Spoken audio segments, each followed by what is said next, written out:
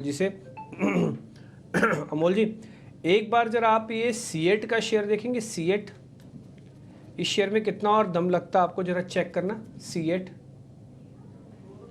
Ji, I think एक काफ़ी correction के बाद रिवर्सल फॉर्मेशन हुआ है। आई थिंक एक कन्फर्मेशन चाहिए, बट ओवरऑल जिस वे में आज बुलिश कैंडल हुआ है, मुझे लगता है ये कहीं न कहीं बाउंस बैक रहेगा आने वाले दिनों में भी। तो गोइंग फॉरवर्ड हम बोल सकते हैं कि 2450 और 2500 जो रिट्रेसमेंट लेवल है, वहाँ तक ये स्टॉक चल सकता है। बट थोड़ा कंसोलिडेट करेगा, बट टेक्सचर अभी भी बुलिश साइड पे है, बट थोड़ा टाइम लेगा स्टॉक नेक्स्ट रैली के लिए। राजेश सर, ढूंढ लिया आपने एक रेलवे वाला काउंटर? एक ही बताना, हाँ, ज़्यादा तो ले ही नहीं पाएंगे, पता ही है आपको। तो डिम्पी जी देखिए, एक स्टॉक तो मैंने शो की शुरुआत में ही बता दिया था, और वो आईआरएफसी, और वहां पे हमारा कन्विक्शन काफी हाई है और हम एक्सपेक्ट कर रहे हैं 185 190 तक की अपसाइड यहाँ पे शॉर्ट टर्म में ही देखने को मिल सकती है। अगर देखने जाए तो सारे ही रेलवे के स्टॉक्स पसंद आ रहे हैं, बट आईआरएफसी पे हमारा कन्विक्शन यहाँ पे हाई है। ऑलरेडी रिकमेंड किया है, वापस रीइटरेट करेंगे इस स्टॉक को। और अगर आपको दूसरा चॉइस चाहिए कि चलिए आईआरएफसी के अलावा दूसरा चाहिए, तो आई लेटर से ही इरकॉन भी हमें पसंद आ रहा है। यहाँ पे भी एक अच्छा ब्रेकआउट आते हुए दिख रहा है। और इरकॉन के टारगेट हमें लगता है जो आ सकते हैं वो होना चाहिए करीब 295 से 305 की तरफ। स्टॉप लॉस होगा इरकॉन का करीब यहाँ पे 255 के आसपास। कि मैं आईआरएफसी पे, मेरे को कोई डाउट नहीं है, मेरे तो बहुत बढ़िया है। उल्टा अच्छा, आपने आईआरएफसी पहले भी बता रखा, दूसरा इरकॉन भी मिल गया ना आपसे। यही तो तरीका है हमारा भी, और यही तरीका है आपका बताने का भी। अब एक शेयर पे नहीं तो मामला ख़त्म हो जाता है ना चॉइस लोगों के पास कि चलो भी ठीक है, राजेश सर के नाम पे मैंने 2 शेयर फाइनल कर दिए अपने रेलवे के, एक आईआरएफसी और एक इरकॉन। तो ये हो गया फाइनल। अच्छा, एक शेयर मेरे को, मैं तो उसको कई बार नोटिस करवाता हूँ, मितेश जी से पता कर लेता हूँ। उस शेयर का नाम है एमएमटीसी। ये जब भी चलता है, मैंने कई बार आपको इसके बारे में नोटिस कराया होगा, हाँ, आप फिर से देखिएगा। ये ना जाने इसको पिछले 2-4 दिन से क्या हो रहा है, ये अच्छी क्लोजिंग करके जा रहा है। आप एक काम करोगे, इसके 3 दिन का चार्ट दिखा सकते हो स्क्रीन पर, प्रोड्यूसर साहब? 3 दिन का चार्ट दिखाना, हाँ, एमएमटीसी का। मितेश जी जरा एमएमटीसी चेक कर लेना। मैं कोई कनेक्शन वनेक्शन नहीं जोड़ रहा हूँ सर सरकार का, मैं सिर्फ ये कह रहा हूँ कि चलिए ठीक है, इलेक्शंस के बाद ये शेयर चल जाएगा क्या? ऐसा बेस बनाओ कि इलेक्शंस के बाद ये 30-40% चल जाए।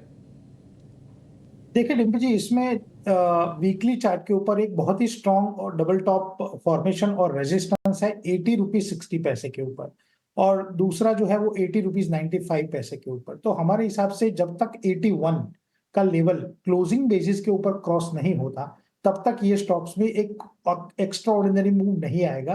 तब तक ये जो है वो stock 7850 on the higher side, 6705 on the down side, यही रेंज में चलता रहेगा। तो जिस दिन 81 के ऊपर क्लोज आए, उसके बाद इसको खरीदना चाहिए। और 30-40% तो अभी टारगेट नहीं बैठ रहा है, लेकिन 81 के ऊपर के बाद का जो टारगेट बैठ रहा है वो सीधा है 102, जो उसका 9 फरवरी 2024 का हाई था। तो यस, फ्रॉम 81 टू 102 पॉसिबल है, प्रोवाइडेड दैट डेली चार्ट के ऊपर 81 के ऊपर एक दिन के लिए क्लोज आए। तो उसके बाद 75 के स्टॉप लॉस से आपको लेना है 102 के टारगेट के लिए। ठीक है, एमएमटीसी को लेकर ये व्यू। एमएमटीसी के बाद जरा अब आईआरसीटीसी को देख लेते हैं, क्योंकि शेयर है ये दिन की ऊंचाई पर, और पिछले 2 घंटे में बड़ा अच्छा मोमेंटम गेन किया है आईआरसीटीसी ने। 1100 रुपये का आज इसने हाई बनाया है, और 1100 रुपये के आसपास ही ये कारोबार भी कर रहा है। आईआरसीटीसी, अमोल जरा आप चेक कीजिए, क्या आपको आगे भी मोमेंटम इसमें दिख रहा है? क्योंकि अगर पिछला महीना भर देखेंगे तो एक ठीक ठाक स्टेडी रफ्तार से आईआरसीटीसी के शेयर ने रफ्तार दिखाई है। क्या इस पर सलाह होगी आपकी? ये आई थिंक काफी प्रॉमिसिंग फॉर्मेशन है, रेंज ब्रेकआउट भी बोल सकते हैं, बुलिश कैंडल है, इंक्रीमेंटल वॉल्यूम एक्टिविटी है। तो मुझे लगता है कि ये ब्रेकआउट टेक्सचर कंटिन्यू रहेगा, और 1050 एक इंपॉर्टेंट सपोर्ट लेवल रहेगा ट्रेंड फॉलोइंग ट्रेडर्स के लिए। उसके ऊपर रहता है तो ये पूरे चांसेस है कि ये स्टॉक आने वाले दिनों में अच्छा परफॉर्म कर सकता है। ऑन द हायर साइड 1150 और 1175 तक ये स्टॉक रैली कंटिन्यू कर सकता है। ठीक है, आईआरसीटीसी को लेकर ये व्यू है। राजेश जी, आप जरा एमजीएल चेक कीजिए। अच्छी हम देख रहे हैं कि स्ट्रेंथ लोअर लेवल से आ रही है, फिर से दिन के ऊपरी स्तरों के आसपास है। और एमजीएल के साथ साथ आप गेल भी देखिए। अगर किसी को बीटीएसटी का सौदा लेना हो, आपके हिसाब से दोनों में से ज्यादा प्रॉमिसिंग चार्ट्स आपको कहां पर लग रहे हैं, एमजीएल के हैं या फिर गेल के? गेल के साथ जाना चाहेंगे। स्टॉक ने एक फॉलिंग चैनल का ब्रेकआउट यहाँ पे डेली चार्ट पे दिया है। स्टॉक में स्ट्रेंथ है अक्रॉस ऑल टाइम फ्रेम, और जिस तरीके से स्टॉक कंफर्टेबली अब 200 रुपए के ऊपर सस्टेन कर रहा है, यहाँ पे हमें लगता है बिल्कुल बीटीएसटी किया जा सकता है। और गेल में शायद हमें ध्यान पड़ रहा है कि हमने पहले भी इस स्टॉक पे रिकमेंडेशन दिया है आपके साथ, और 212 214 तक के अपसाइड हमें लगता है गेल में आते हुए दिखेंगे बहुत जल्द। स्टॉप लॉस होगा करीब 202 रुपए के आसपास। एमजीएल में भी मोमेंटम आ रहा है, लेकिन अगर स्ट्रक्चर में कंपेयर करूं तो मुझे गेल का स्ट्रक्चर स्ट्रांग लग रहा है, और यहाँ पे एक कंटिन्यूटी बनी हुई है अप ट्रेंड की। एमजीएल में करेक्शन के बाद रिकवरी है, लेकिन स्टॉक अपने नियर टर्म चार्ट पे अभी भी वीकनेस दिखा रहा है। थोड़ा पुल बैक आ सकता है, लेकिन गेल के साथ जाना चाहिए बीटीएसटी। गेल के साथ जाना चाहिए। चलिए ठीक है, ये तो हमारे स्टॉक से जो हमने आपसे पूछे। अब अपने एक्सपर्ट से भी ये जान लेते हैं कि उनकी लिस्ट में बीटीएसटी या फिर एसटीबीटी के ट्रेड्स कौन से हैं। राजेश जी, शुरुआत आपसे ही करेंगे, बताइए आपके ट्रेड्स कौन से हैं?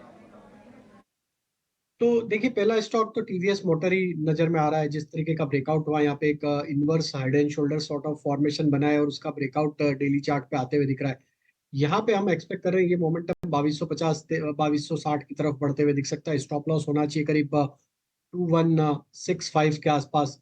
दूसरा स्टॉक जो हमें यहाँ पे पसंद आ रहा है वो है भेल का। भेल में जिस तरीके के मोमेंटम बने हुए, और पूरे सेक्टर में ही एक देखे तो एक अच्छी कंटिन्यूटी है, तो भेल पसंद आ रहा है। भेल के टारगेट हम एक्सपेक्ट कर रहे हैं यहाँ पे 310 की तरफ। स्टॉप लॉस होगा करीब 297 के आसपास।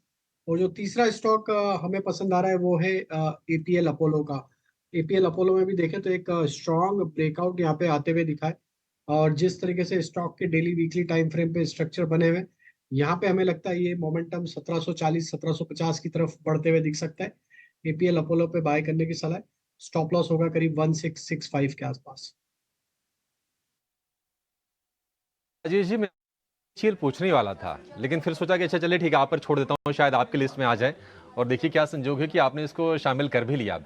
बीएचईएल, टीवीएस मोटर और एपीएल अपोलो, ये 3 शेयर हैं राजेश जी की तरफ से। मितेश जी, आप क्या बीटीएसटी करेंगे, आप क्या खरीदने की सलाह देंगे? सर 2 स्टॉक है बीटीएसटी के लिए। पहला जो स्टॉक है वो टाटा मोटर है। रिसेंट फॉल के बाद हमें लग रहा है कि 940 950 के बीच में इसका बॉटम फॉर्मेशन हो गया है, और अभी स्टॉक ऊपर जाना चाहिए। तो 948 के ऊपर बाई साइड ट्रेड फॉर्मेशन की सलाह रहेगी। 940 के स्टॉप लॉस के लिए पहला टारगेट बीटी के एसटी के लिए होगा 960, दूसरा टारगेट रहेगा 970। दूसरा जो स्टॉक हमें अच्छा लग रहा है बीटीएसटी के हिसाब से वो है state bank of India. State bank of India में 808 के लेवल के ऊपर खरीदने की सलाह रहेगी। 800 रुपए का स्टॉप लॉस रहेगा। पहला टारगेट बीटीएसटी के लिए 820, दूसरा टारगेट रहेगा 830 का।